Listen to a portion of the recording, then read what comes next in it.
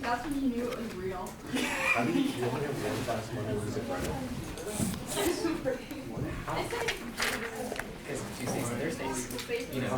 We're already live, just whenever you want to start it. Okay, yeah, I'll give it a few more minutes. I mean, I think 12:30 is the lake here.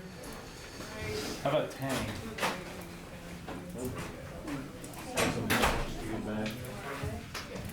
Chin? Okay, I'm here. That's why I'm still going, yes.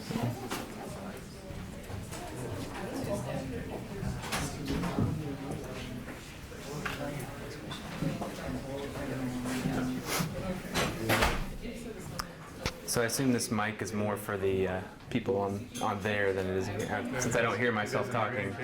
Okay, that's good. That's your normal speaking level? Well, no, I'll speak up more when I start talking.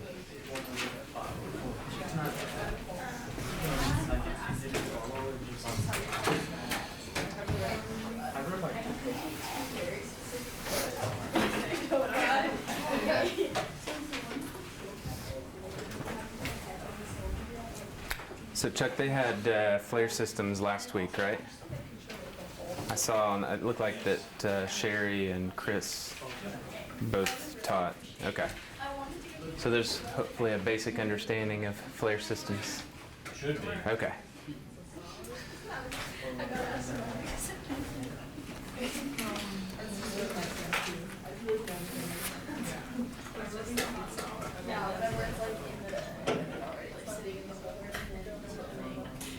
All right, I guess I'll get started. All right, everybody, thanks for being here. So I don't know if you saw there's a sign-in sheet there. It looks like you guys are used to coming in and signing that. So anyway, my name's Ryan Talley. I'm an applications engineer at John Zink. I specialize in flare gas recovery systems. I am a graduate of TU. I went here from 1998 to 2002. I got my degree in chemical engineering. So today, I don't know if we've had any courses like this, but for a combustion engineering class, I'm not going to talk about combustion at all today. So this is going to be a presentation on flare gas recovery systems and how they're used in industry to not flare, basically. So anyway. So just to give you a quick overview of what we're going to talk about, I'm going to give you kind of an introduction to gas recovery systems, kind of some of the history behind it, benefits doing it, and then I'll get into a little bit of the system design and equipment selection, and then just go over some different applications and show you some pictures of stuff. So I think we're going to do, I'll do like a Q&A session at the end, but if anybody has a question in the middle of the presentation, feel free to stop me. Okay, so benefits of flare gas recovery. Just to give you a little history, so flare gas recovery is something that has been pretty common in the U.S. and it's gaining more traction internationally, but it's been more common in the U.S. Over the last 20 to 30 years or so. And it kind of started probably in the 80s a little bit. There would be several refineries where they were flaring a lot of gas, and they realized, well, this gas that we're flaring has some use. I mean, it's got a lot of heating value. We have a lot of fuel-intensive processes. How can we recover this gas and not burn it, not waste it? So sites started to do that, and there may be one refinery every year in the U.S. that would put in a system like that. And then in the early 2000s, the U.S. government started a new program, and they started to enter in what were called consent decrees with sites. So it was sort of a site-by-site, enforcement on refineries. There wasn't necessarily a regulation that required it, but the EPA had the authority to go in and kind of push refineries into doing this. And so that kind of sped up the process, and then later in the later 2000s, 2008 timeframe, there was an actual regulation put in. They call NSPS Subpart JA, which actually put down, kind of codified flare gas recovery. Not necessarily flare gas recovery, but flaring reduction. And so that was the first official sort of regulation that required sites to try and minimize flaring. So again, there are a lot of benefits. Not only is it good for the environment to not combust flare gases, but there's also a lot of economic incentives. So for one, the gas has good fuel value. So sites can capture this gas and use it in furnaces, boilers, other types of processes in the facility. It reduces the amount of steam consumption. A lot of flares rely heavily on steam consumption. So, you're flaring less, you're going to use less steam. And then in terms of just overall, a lot of refineries in the U.S. especially are in neighborhoods. They've got people nearby. Here in Tulsa, it's right across from the gathering place. It's a huge, place where people like to come. So it's just good to not be putting off tons of light and sound pollution that come with heavy amounts of flaring. So I don't know if any of you have ever seen that flare on the west side of the river really go off. I mean, it lights up the horizon and you can hear it. But they do actually have a flare gas recovery system there. So most of the time they shouldn't be doing that. All right, so I know you guys have had some covered flare systems, and so this is just a general schematic of a typical flare system. Now, this is mainly to show you, what a flare gas recovery system would look like integrated. Now, obviously, this is very oversimplified, but coming from going into this knockout here, you're going to have multiple flare headers kind of relieving from many different processes. So I like to say that the flare header is like the sewer system of the refinery or petrochemical plant. It's just all kinds of different nasty things are going to go in there. You're going to get solid particles, liquids, very corrosive gases, and it all heads to the flare. So it's it's a challenging application to deal with gases like this. So your typical flare setup is you're going to have a knockout drum to take out liquids. I know we've talked some about the importance of not sending liquid to a flare tip, and the same would go for a flare gas recovery system. And then you're going to have, a lot of times you may or may not have a liquid seal in a flare header. And I'll go into a little bit more on the importance of the liquid seal for a flare gas recovery application. But you basically, for flare gas recovery, you need to have some sort of a back pressure device on the flare header just to make sure the gas actually goes to the right place. So this is a typical flare gas recovery schematic. And so, as far as integrating to the site, you're usually going to have it very near the flare, tied in just upstream of that back pressure device, whether it's a liquid seal or a valve. And, so this is an example of like a liquid ring compression system. So you can see that it's capturing these gases, compressing them, separating out liquids, and it's recovering it onto downstream process. Okay, so as far as when you're designing a flare gas recovery system, we like to say there's sort of 4 different aspects to how you need to make it work.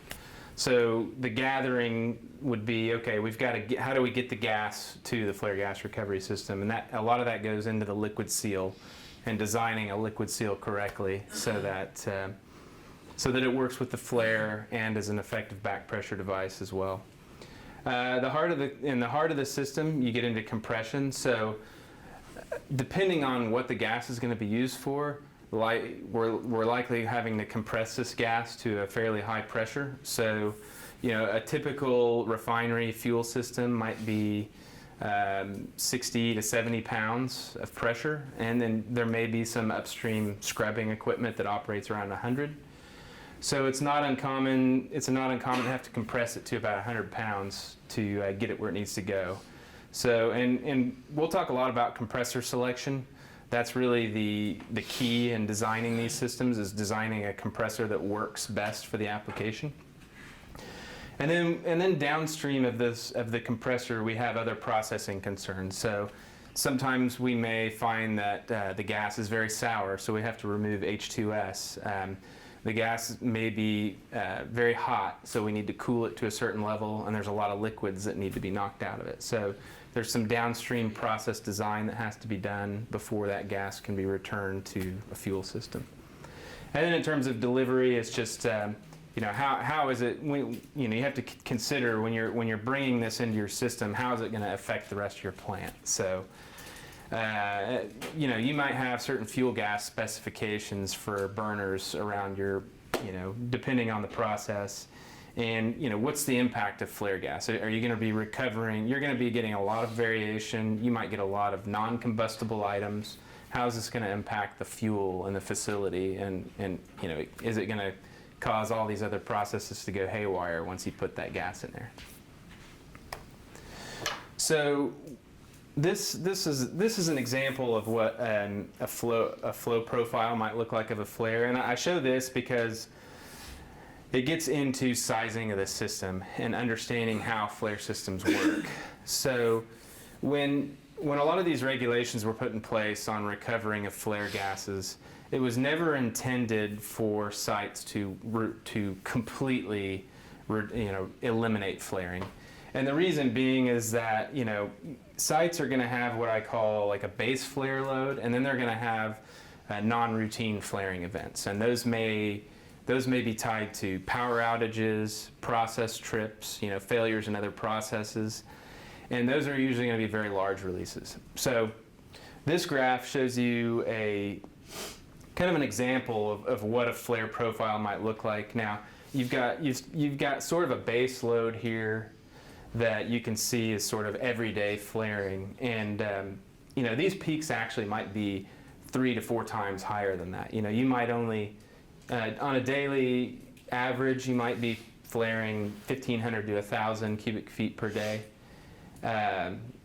or millions of cubic feet per day, and then you might have 100 times that during a major flaring event. So it gets down to the economics of what's really feasible. So if you have to size, you can imagine if you size a system to eliminate all this flaring, it's going to get, it actually amounts to a reduction of about 98%, but you're still going to have these peaks. But in order to get a system that can eliminate these huge peaks, you might be talking about 10 times the size.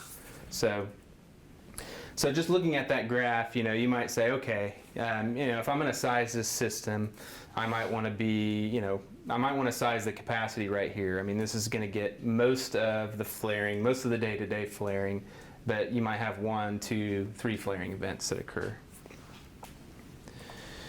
And to show it a little bit differently, so if we take all the flaring events and then show it in terms of cumulative flare frequency with regards to, so on the x-axis here we've got flow rate, and then we've got the frequency that flow rate happens on the y-axis. So what this shows you is it kind of gives you an optimal point. So you see right when this curve starts to flatten out, it's really showing you kind of a diminishing return in recovering that flare gas. So here you're going out in capacity, you're increasing your capacity, but you're not really getting a lot of reduction anymore. And you never really get to 100%. So ideally, if you can kind of right where the slope sort of maximizes is usually around your optimal point. So that 90 to 98% range is sort of kind of where most sites target reducing. Okay, so back to sort of the gather. We're kind of stepping back towards the gathering phase here. So The liquid seal is often an overlooked aspect of trying to integrate a system like this with a flare system. So the liquid seal has several functions. One, it's going to if you don't have a flare gas recovery system, it might be there primarily as an isolation device to keep the atmosphere outside from getting into your flare header, and to create sort of a positive pressure on your flare header. With a flare gas recovery system, it's going to provide it's going to need to be a deeper liquid seal so that flare gas recovery system can have enough back pressure on it for the compressor to operate. And it's going to need to also transition between not flaring and flaring. So, and just to give you an idea, I know you guys have gone through, but this is a sort of your standard liquid seal design here. It's got this pipe here, we call it a downcomer, and it's submerged under the liquid, and so the flare gas, in order for the flaring event to start, the pressure in this flare header has to overcome the hydrostatic pressure of this water here. So this distance from the top of the liquid to the edge here, the end of the downcomer where the gas comes out, that's what would be the effective back pressure on the flare system. So typically without a flare gas recovery system, you see like 6 inches or so of liquid on most liquid seals, and that's going to be enough just to, whenever the flare is when there's very little flaring, it's just kind of bubbling through there, but it creates a seal between the atmosphere here and the flare header that's coming out there. Now with flare gas recovery, the 6 inches of back pressure is not going to be enough, and I'll go into that a little bit more, but typically we might see 30 inches or so of liquid level here on a flare gas recovery system. And so the challenge that presents with a liquid seal design is when you start trying to bubble gases through deeper and deeper liquid columns, you start to get sort of it kind of belches out gas in large amounts. It kind of builds pressure, and then it bubbles out a huge bubble, and then then the water kind of comes back up, and then it pushes it down again, and it can create a very create a lot of pulsation on the flow to the flare. And flares don't operate well with pulsation like that. They start smoking, and a smoking flare creates a lot of headaches for a refinery. They start getting a lot of complaints. The EPA will start fining them.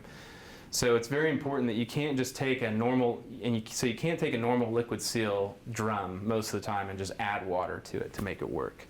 And so we try to design internals that help break up those gas bubbles, and kind of looks like a fizzy soft drink when it's coming up through the liquid there. But so anyway, this just summarizes. So it prevents air backflow into the system.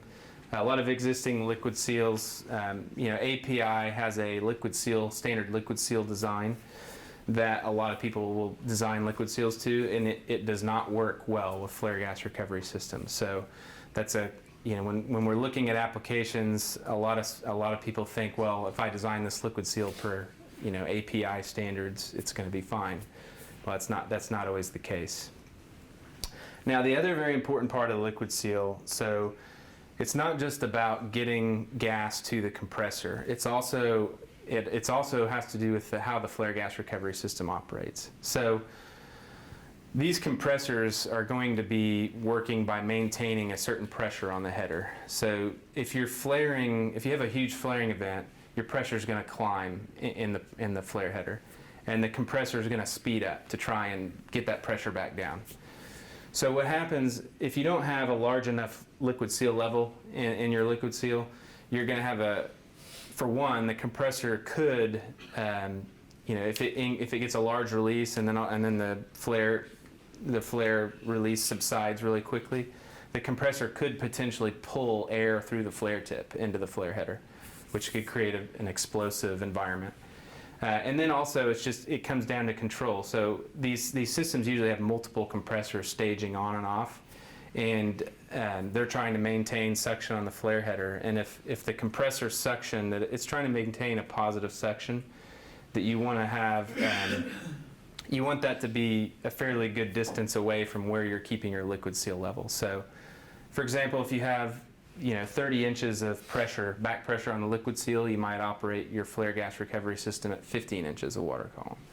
And you don't want to keep the flare header, you don't want the flare header to go below 0. So it gives you sort of a wide lane to operate in if you can create enough back pressure. I think a good analogy is it's like, if you don't have enough back pressure and you don't have a good band of pressure for the flare gas recovery system to operate, it's sort of like driving a car down a road that's exactly the same width as the car. It's like, yes, the car fits on the road, but you can't really drive a car down a road like that without going off the road. So same applies for a flare gas recovery system.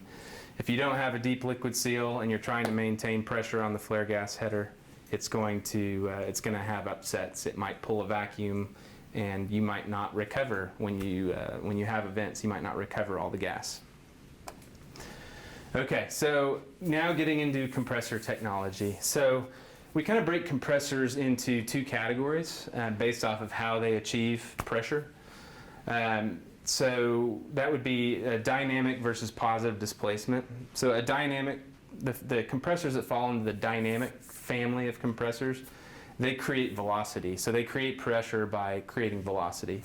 So that would be like centrifugal compressors, axial compressors, and then things like ejectors, which are kind of unique application, which I'll talk about. But most flare gas recovery applications are going to require positive displacement compressors. They tend to be better, and whenever you have lower flow and high pressure, a positive displacement compressor. And what that means is that it achieves pressure by reducing volume. So it takes it's going to be designed in such a way that it's taking a volume of gas and squeezing it into a smaller space. Now the reason why these dynamic compressors are better suited for high volume, it's just more of a, the positive displacement style, that it's sort of restrictive on the size. When you get into really high volume, gas volumes, then a dynamic type compressor might make more sense. So positive displacement compressors are going to be reciprocating type, rotary type compressors like screw compressors, sliding vane compressors, and then liquid ring compressors, which is going to be the most common for flare gas recovery. So some of the things you might look into when you're selecting a compressor for recovering flare gases, the big one is going to be, obviously we say safety. I mean, nobody uses a compressor that they would consider unsafe, but some compressors do operate, at slower speeds, cooler temperatures, and those can be, indirectly related to safety. But process suitability is going to be the big one. Like we were saying before, the flare gas header is the sewer system. So you don't know, the challenge with flare gas recovery is you don't know what you're going to get. And compressors are notoriously fickle at how they operate. So you're going to have three different factors. You've got heat of compression worries. So you might get you might be running mostly methane, and then all of a sudden you get a release that's high in nitrogen, and the heat with a much higher heat of compression, and you might start running really hot. So you want to make sure your compressor is robust to those kinds of temperature changes. The other one's going to be condensing. That's going to be you're going to have a lot of molecular weight variation. So you might have hydrogen releases. You might have releases that have molecular weights as high as 60 to 80. So as soon as you start pressurizing these gases, you may have a phase change that occurs inside your compressor. So, and compressors do not compress liquids. So that is the fastest way to destroy most compressors, is to create liquid inside it. And then the other concern would be corrosion. You're going to get some pretty highly corrosive gases, so you want to make sure that your compressor is designed to handle that. And then of course there's other factors like operating costs, utility how much utilities it use, reliability, that are going to be more on the economic side. So this graph, it's kind of hard to make out everything on, but this is kind of showing generally what I said before as far as positive displacement. You've got the dynamic style compressors out here on the far end of the scale for flow rate, axial, centrifugal. And then as you go over to the left side, you get into the positive displacement machines, lower flow, and then they can get up to higher pressure, especially when you get into a reciprocating machine that can get up to tens of thousands of pounds. So now I'm going to kind of go through some of the compressor technologies. Now, probably one of the more unique positive displacement compressors, and this is really the most important compressor to know about for flare gas recovery, is the liquid ring compressor. So the unique part about the liquid ring compressor is it actually works with liquid, and that's you can imagine if you're in a process where you might be adding liquids to the compressor, that this kind of compressor does pretty well.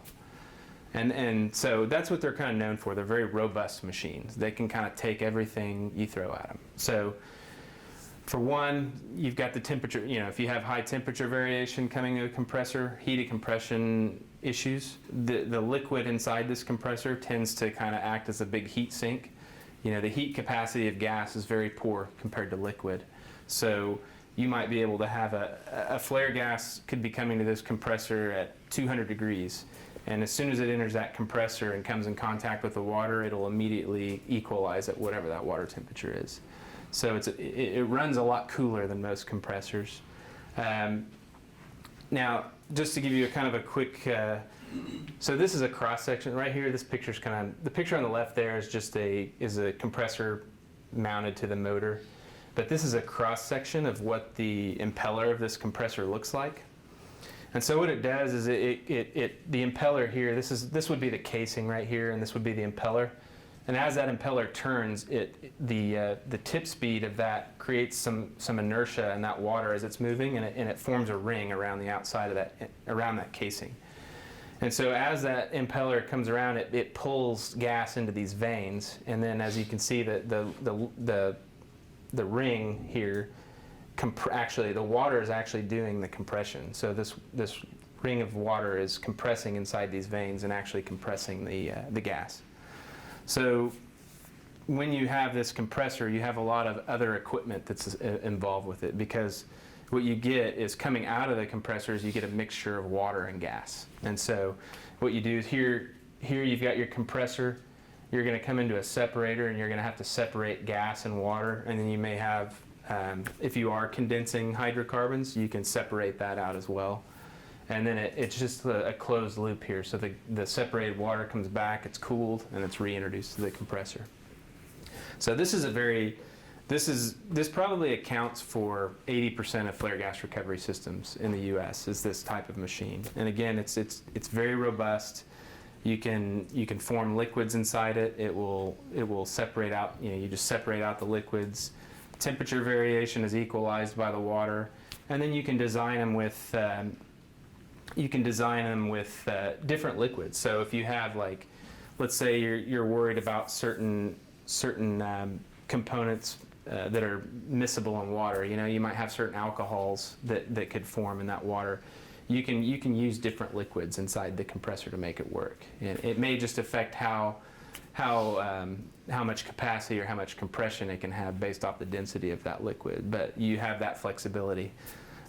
Some people might even use amine type solutions that can actually absorb certain things out of the flare gas. So it could serve as a scrubber and a compressor at the same time.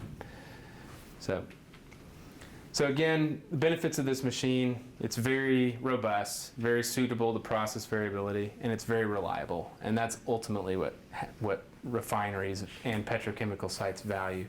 They get, when they put these systems in and they're under maybe a consent decree or certain regulations, they get, when machines fail, they get fined. And so they very big on having a very reliable machine. Other compressors may be more efficient, but they're going to have a lot of trouble with that variation.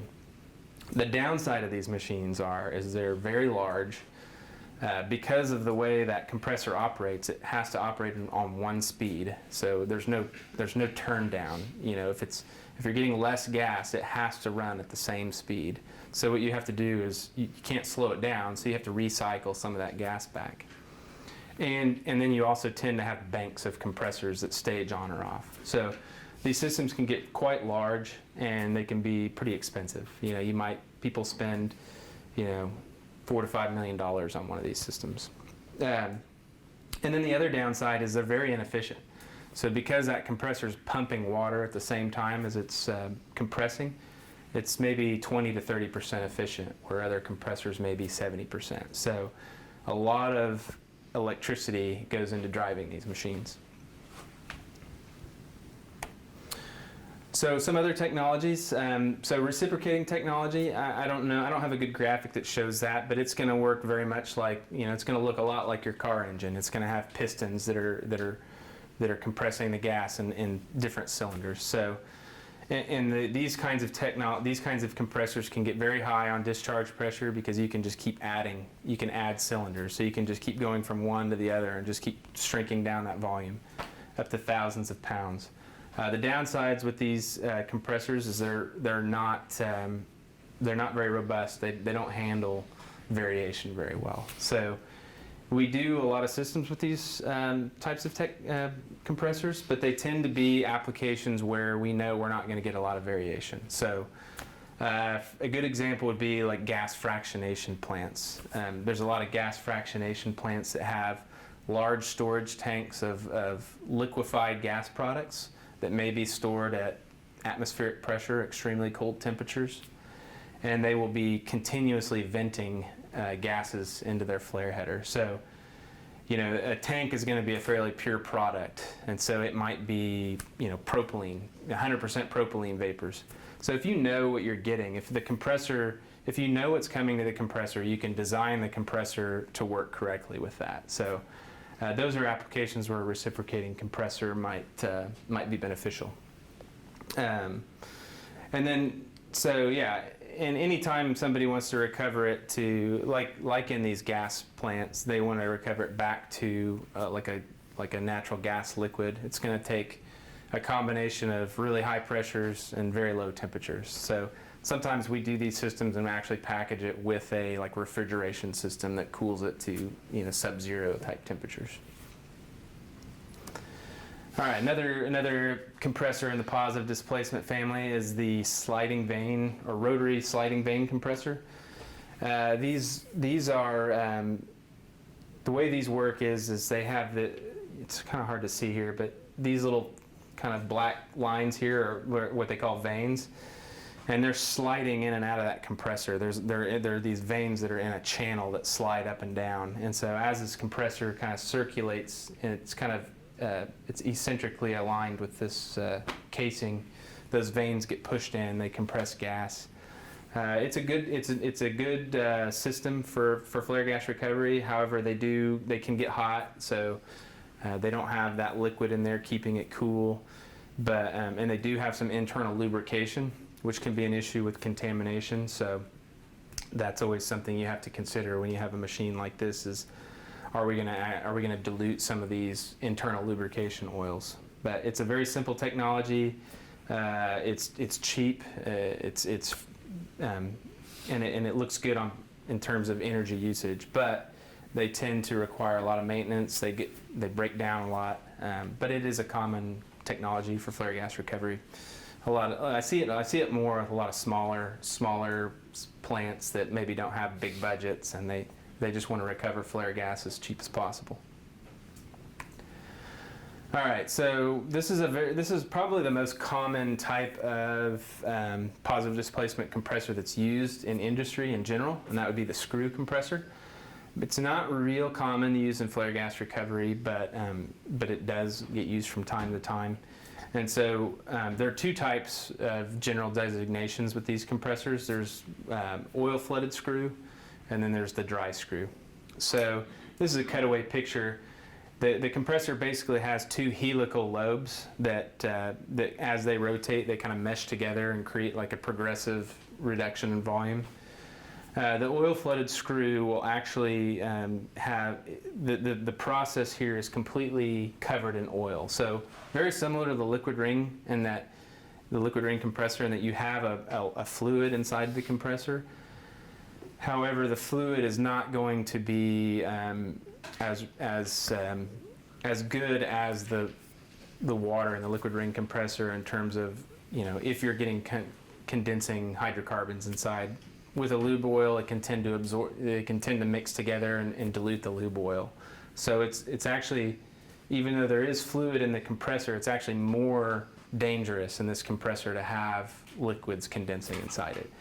Because the way these are designed is that the lubrication that's in the process also is lubricating the bearings of the compressor. So if you have hydrocarbons condensing inside this compressor, they will end up in the bearings as well. And so with lubrication oil, viscosity is very important. If you're diluting that oil, you're going to lose viscosity and probably wreck the bearings of this machine.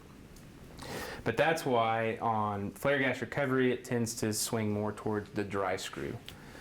The dry screw is a very high technology compressor. I mean, they run very fast.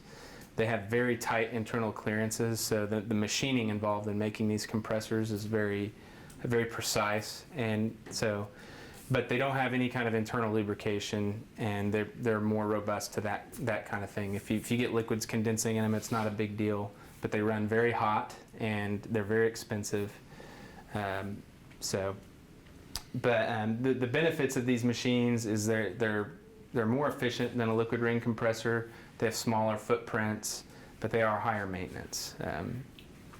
And the dry screw versus the oil flooded screw, the dry screw compressor is going to be a pretty expensive machine. Oil flooded screw compressors are much more economical. So if you have a process, again, sort of like the reciprocating compressor, if you have a process where maybe you have low variability or you're not worried about condensing inside the compressor, that can be a good choice.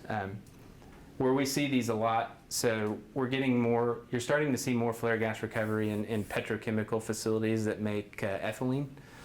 And ethylene plants have a lot of, their flare gas tends to be very low molecular weight, and it tends to be very clean. They don't have, since they're already starting with a refined product when they're making ethylene, a lot of times they're cracking natural gas, and they're sending a lot of hydrogen to the flare header.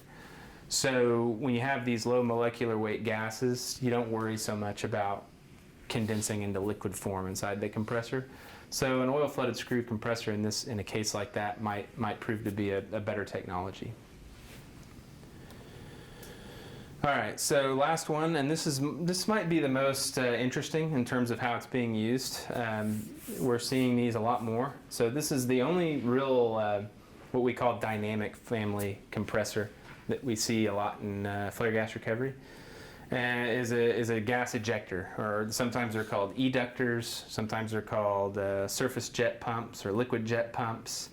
And what they do is, I don't know if you could see on this little diagram here. So they use a high pressure fluid to create like a higher pressure. So the high pressure fluid gets put into the ejector through a nozzle, and as it goes through that nozzle, it goes as it comes to that nozzle, it's coming out of there at an extremely high velocity. So anytime you have a high velocity coming out of this nozzle, it creates a low pressure area here, and this would be the suction that's tied to your flare header. And so these gases combine in this diffuser section here at a sort of intermediate pressure. So you might have, we call the high pressure fluid, we call the motive gas. So, we're doing an application right now at a facility where they're using steam. So they have a steam that's 450 pounds or so, and they're putting that through the nozzle, and they're recovering flare gas that's at atmospheric pressure, and they're pressurizing it to 10 to 15 pounds. So the good thing about these is that there are some cases where you can recover flare gas and use almost no energy to do it, because they might have a high pressure gas that they might be venting off anyway. They may have excess steam that they're not doing anything with. A good example, one that we did in the Middle East, is it was a gas plant. It was a gas plant in the Middle East, and they were, their fuel system had gas at a very high pressure. So the pressure of their fuel system was like 300 to 400 pounds. but they also had, and so they were trying to recover an ethane storage tank.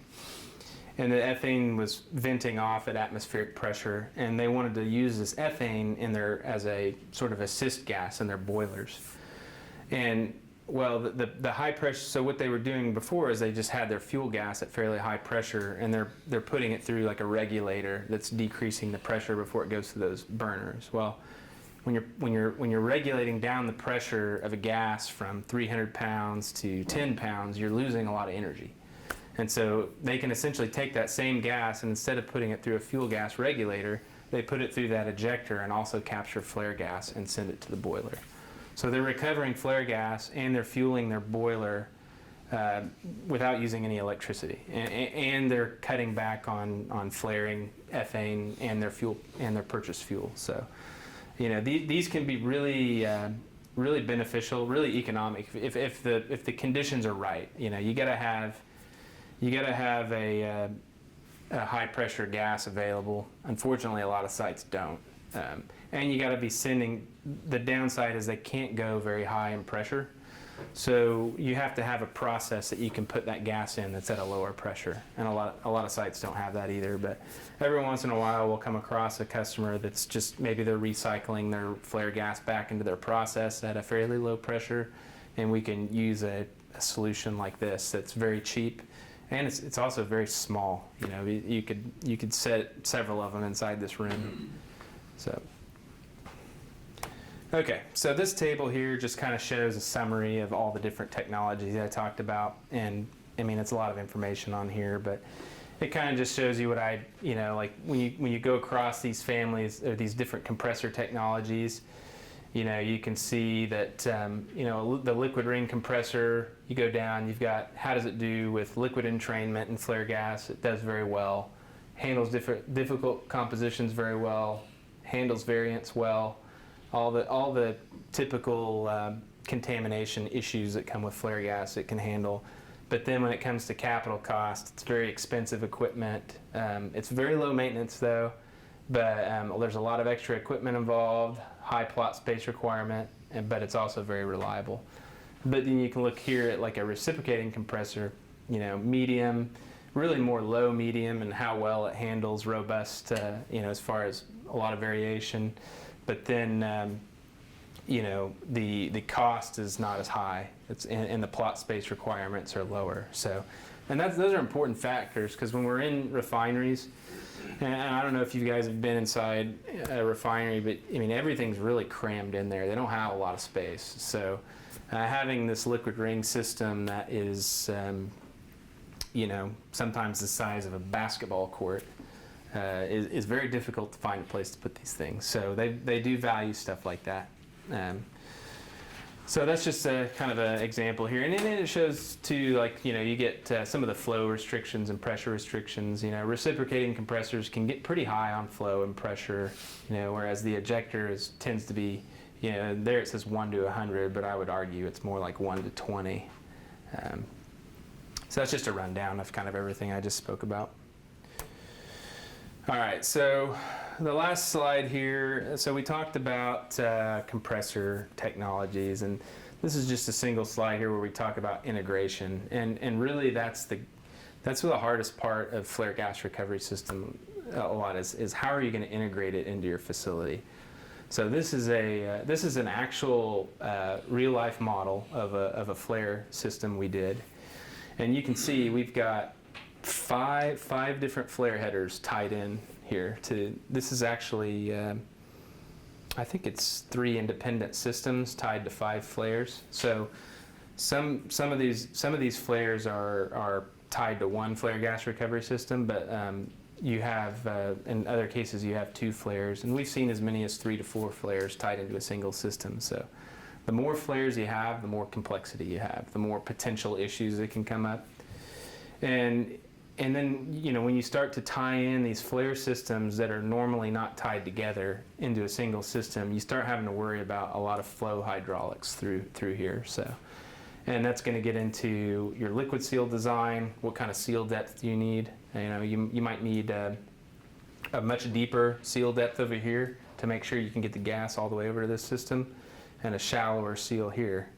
So there's a lot of different aspects to the integration that are very key that can make flare gas recovery a little challenging. So,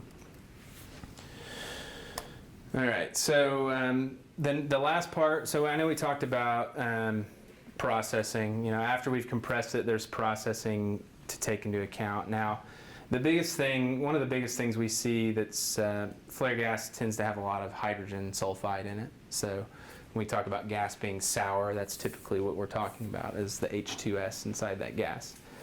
So I don't know how much you guys have learned about it, but it's very corrosive and it's extremely toxic. Very small amounts of H2S can kill a person pretty quickly. So, and then when it's combusted, it forms, SO2, which can turn into acid rain. A lot of the flare gas recovery regulations are actually more specifically regulating how much H2S is being burned in a flare.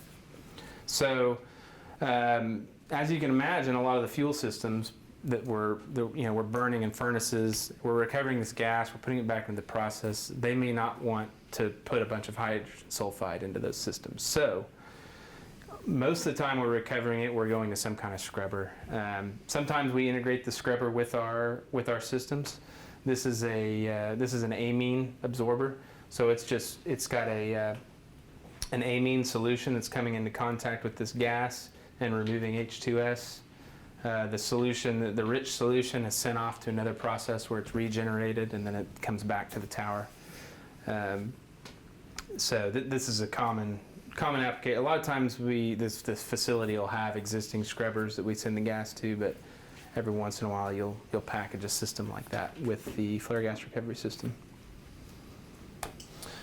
All right, so the last one of the other applications we're seeing more of, offshore. So offshore is going to be a little bit different in how flare systems are set up.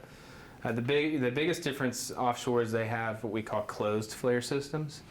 So even though you have a liquid seal device in a typical plant that's putting some back pressure on the flare header, and it creates that seal, it's still not really. It's just water. So as you build pressure, it just blows the water out. It's still considered an open flare system.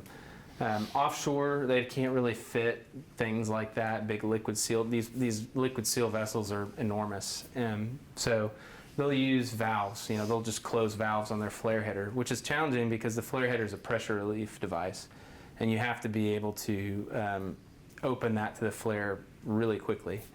So offshore systems will have closed flares and valves that are regulating how the flare gas recovery integrates with that flare system. And then the other issue that comes into play in offshore is plot space. I mean, there's not a lot of space offshore, so you're squeezing these systems into really small spaces. But other than that, I mean, they operate much the same. I mean, they're recovering that. They may have different uses for the gas. I know on these FPSOs, which is basically an offshore platform on a ship, they might recover that gas and then use it to boost other wells. They'll inject the gas in other wells to boost production. And then sometimes they use them as fuel for other processes there on the ship. And this is just an example of how one of these systems might integrate. So, this particular system had two different flare headers tied to it. They called a high pressure and a low pressure flare header. The flare gas recovery system can work with both and can isolate one from the other. So if they have a major flaring event, they can still flare here while recovering here. So instead of a liquid seal, they'll have like a manifold of valves. So they'll have like what they call a quick opening valve, and then they'll have a buckling pin valve. So this valve, it's very critical that these valves don't fail. I mean, if they were to fail, it could be a catastrophic in terms of, pressure building inside that flare gas header. So then as a backup, they'll have buckling pin valves, which just have a little pin that sets, and once a certain pressure is reached, that pin will break and it'll open the valve. Sometimes they do burst discs. And then they'll have manual valves so they can service these. And these valves are very expensive. One of those valves might be $250,000. So it's They're very high-tech valves. They have to work all the time. So anything that's tied to safety in a plant is going to be very expensive. So yeah, so then the flare gas recovery system just has to kind of stage based off of how these valves operate, because if this valve opens, you know, the flare header pressure is going to just drop immediately when that valve opens. So you just want to avoid a situation where these valves are kind of fighting each other and opening and closing. But that's a big difference. And so, you know, there's another, this is kind of just showing the same schematic. There, the flare gas recovery system's not operating. Its isolation valve closes, the quick opening valve closes, and it goes to the flare. And I don't know if they talked about it in the flare systems class, but these offshore flares, since they are closed systems, a lot of times they also don't have continuous pilots. So they also have the challenge of trying to instantaneously light these flares, and they actually use what they call ballistic ignition systems. And I'm not kidding, they're literally like shooting a mortar shell at the tip of a flare and trying to time it perfectly to where like an explosion of sparks sets off these flares. So I definitely was shocked the first time I heard that they actually light off flares that way. But yeah, so that's what they do offshore, because they don't have a lot of gas available. You know, like a refinery is going to keep that flare tip purged at all times, and they're going to keep their pilots going, but they don't have like unlimited amounts of gas to burn necessarily when they're out in the ocean. So they use those types of ignition systems. So I don't know if you saw the image in the, like, you know, 60, 70 years ago when they would actually shoot flaming arrows at flare tips. It's not that much different. So this is just going into the same thing, but this is a picture of a system that's going on an offshore unit. You can see it's kind of hard to tell what's going on in there because it's so compact. It's got to fit into a fairly small footprint. I'll show you some more pictures here. So this is a liquid ring system for an offshore platform. I know I've been talking about a lot, but I haven't really shown a lot of pictures. The latter part of this presentation is just a lot of pictures. So give you an idea of what they look like. So this is a liquid ring system built to be very compact for offshore. So I don't know if you remember me talking about the liquid ring compressor only operates at one speed, so they tend to have banks of compressors. As the capacity demand goes up, more compressors may come on. As that demand goes down, compressors turn off. So this is a two compressor system. The compressors are usually in a parallel configuration, and then they're gonna have a common outlet. So when they're both running, you know, gas is going to come out of these compressors, gas and liquid. It's going to go into this common separator. The liquid's going to be fed, you know, it's going to come out of the bottom of this separator. And just what's driving the liquid is the actual compressor. So there's a big pressure difference between the discharge and suction that's kind of driving that liquid through the system. And, excuse me. But so there's going to be like a small cooler. You can't see it down here, but this has a plate and frame heat exchanger on it, and it's just as it cools, it comes back up into the flare, into the compressor, and it keeps working that way. So this particular system usually separator drum. So some of the things we may have to do offshore, a separator drum most of the time is going to be horizontally configured. We make them vertical just to take up less footprint. Normally, you would never put two compressors that close together. They always have to have like a lot of spacing between them so they can be serviced easily. You know, they might have to move in some kind of a winch or crane to get it out if they have to service it. But a lot of that goes out the window when you're offshore and you don't have a lot of space to do anything. So. This is an FPSO where we did do a horizontal drum, but it's a much smaller system with and that's just a single compressor. Sometimes we'll have liquid ring compressors with just one compressor if it's a really small capacity. This picture is actually not of that model, but that's a similar two compressor system. I don't know.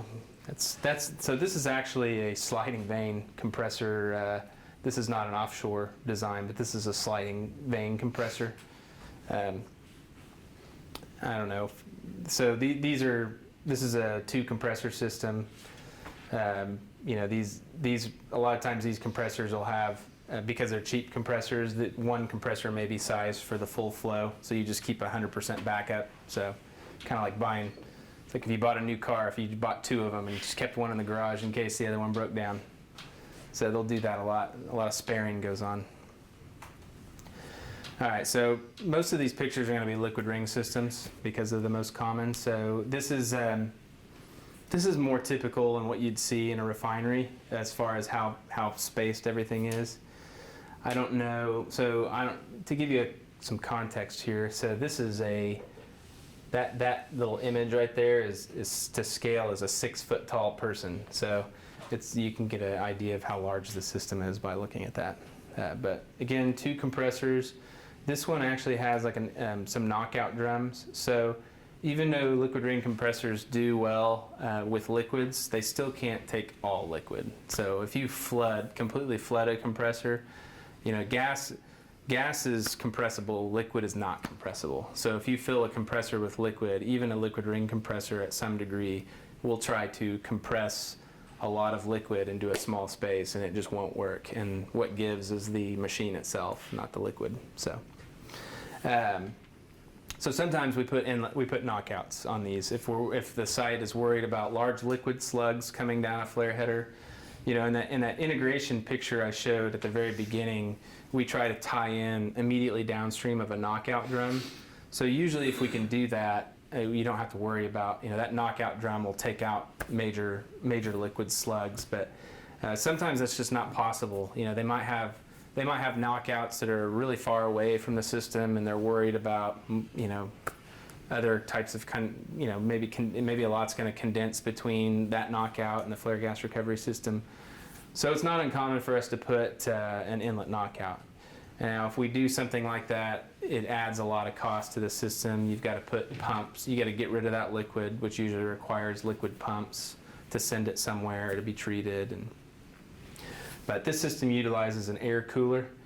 The air cooler is a lot of times mounted on top like this just for space constraints. But here we're discharging from the compressor. We're going down into the separator, and then it goes out of the separator all the way up to the top here, to this air cooler, and then back to the compressor. This is a larger system. I think this one's actually in Ponca City, Oklahoma. But this is a 4 compressor system. This would be considered a large flare gas recovery system. So, you know, they may have this size where 3 of the compressors stage on and off, and the 4th one may just be there for a spare. But here they're using shell and tube coolers. One thing to point out on the previous slide, we had an air cooler here. In an air cooler, they'll have a single cooler frame, and they may just have separate bays for each compressor. So one thing to keep in mind when you're designing a heat exchanger is like tube velocity is key. So if you have a bank of 4 compressors tied into a single heat exchanger, if you're only running one compressor, you might be getting a really low velocity through your heat exchanger tubes, and that can lead to a lot of fouling. So when it comes to, you know, the cooler design or shell and tubes, it's typical to dedicate a cooler to each compressor just so that they last longer that way. But yeah, this is a system with 4 compressors. We've got, you can't really see the separator over here, but it's a pretty large separator. Just another layout of a liquid ring system. These are all mostly liquid rings. I'm just kind of showing you how different they are as far as how they're laid out. A lot of times these are all very customized systems, so you know, we're going to be working within, you know, whatever confines are available to us. So this is just another 2 compressor system with an air cooler. This is again another liquid ring system, larger system with an air cooler. Again, the air cooler is mounted up top. Same thing, not really. You know, this one's got an inlet knockout drum again. So see if we can get it. So this is a recip application here, and we don't do a lot of recip applications, but here we've got it looks like three different compressors here, and this system actually used a refrigeration system in combination. So you can, when you're recovering natural gas liquids, you can either compress it to get it to liquid, or you can compress and cool it. And usually the optimal is a little bit of both. So we probably compressed it to around 300 pounds and cooled it below 40 degrees or so to get it to a liquid. Otherwise, if you don't cool it, you find that you have to compress it to a very high pressure, and the capital cost of that compressor just goes up exponentially when you have to do that. So that's a gas plant application. So this is a picture of so one thing to keep in mind, so this is a very large system. Like going back to what I said before in terms of sites not having a lot of space, a lot of times the only place that a facility may have that has room for a system like this is in the radiation envelope of the flare. So I know that you've probably heard a lot about how much radiation comes out of a flare, and you see when you go to these sites that there'll be a fenced off area that's just like, nothing living is inside this fence. There's no vegetation growing. It's just a big gravel area, and they don't like to have people in there, and they don't like to have equipment in there. But then when it comes to flare gas recovery, they realize we don't have a space to put it anywhere. So this system is in a flare yard, but they have put, this is sort of a radiation shield. So they've added that to the top of their system. So an operator that's in there would not feel the effects of the flare. So, and they don't usually put it like right under the flare. I mean, it's usually going to be on the outside of that yard. But so that's a good picture showing like how you might work with it in near the flare. But you can see that's a pretty large system. That's actually, I think, so that system I showed you, that 3D model where it showed 5 different flares tied into it, I believe that is the flare gas recovery system. So that's actually like 3 separate flare gas recovery systems. Here's a much smaller system. So usually, so this one's near the flare, but they did not put any kind of, so they didn't really cover this one. I'm not sure where this is, but here you can see this is the liquid seal vessel. So what they've done here is it's hard to tell, but this is a knockout vessel here. That's the knockout vessel, and this is the bottom of the derrick for the flare. And originally they just had this knockout going into the flare, and they had come in and they added the flare gas recovery system, and they added that liquid seal vessel. So you can see where they've tied in to the outlet of the knockout here is going to the inlet of this liquid seal drum, and this goes into the flare. So this comes out the top and goes into the flare. But this is a liquid ring system, 2 compressor system. The separator's kind of running long ways here, and you've got a single air cooler. Again, another liquid ring system. Hold on. Oh, sorry. That's just another liquid ring system. And then last, there's just this case study on here. This is a gas fractionation plant in Texas, and that we've even expanded on. But this just goes into what they were looking at. So they were recovering ethane and propane and butane in this particular one, and they're recovering it to a liquid. So the best combination of pressure that we found and cooling. So if we were able to compress this to about 300 pounds, we found that we could actually just condense it to 100% liquid with an air cooler. We didn't need necessarily a refrigeration system if we could get it up to 300 pounds. So what they did was so we're pressurizing it up, we cool it in these air coolers, and then it condenses to a liquid, which it goes into this tank. But the delivery where they wanted to take this product was into a product tank that was at almost 1,400 pounds, or 1355 psia. So in order to get it up to that final pressure to get it into the tank, it's all liquid. So now we've got a pump skid where we're using a reciprocating pump to pump that up to even higher pressure. So it's not uncommon for a recovery system, especially at a gas fractionation plant, to combine gas compression and pumping. So here they went with 2 compressors, 2 100% compressors. Recip compressors, they tend to be high maintenance, they shut down a lot, so they wanted to have a complete installed backup. So if one of these goes down, the other one kicks on, and then never offline. And for this site, it was product recovery. So these were recovering products that were in storage tanks. So there was it was considered an extremely valuable waste stream. So for them, it's more of an economic. The economic drivers behind this project are even stronger than the environmental ones, as far as they're really saving a lot of money with a system like this. So, and then when you have these systems, you'll have like these modular pipe racks that kind of tie everything together, and they're designed on skids so they can install them easily. But anyway, so that's a typical case we might see at a gas plant. So. But that is my last slide, so if anybody has any questions, feel free to ask. Otherwise, we're all done.